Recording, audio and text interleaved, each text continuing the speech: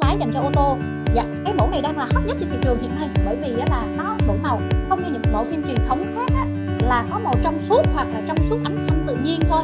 Nhưng mà đối với cái mẫu này nó có 7 màu, thì khi lên kính lái nó tạo cho một cái xe mình cái sự khác biệt rất là rõ rệt, và nhiều cái góc độ và ánh sáng khác nhau nó sẽ lên cái màu rất là nổi bật, bảo đảm một tầm nhìn sáng rõ từ ngoài lẫn trong cũng như cả ngày lẫn đêm luôn, hưởng cái tầm nhìn của mình ha.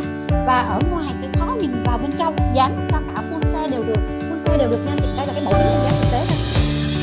Dạ, các chị mình thấy là nó sẽ đổi màu này, tùy theo cái góc nhìn và ánh sáng khác nhau nó sẽ đổi màu ha, rất là nổi bật. Thì anh chị nào mà mình đang đi xe, mình đã dán những cái mẫu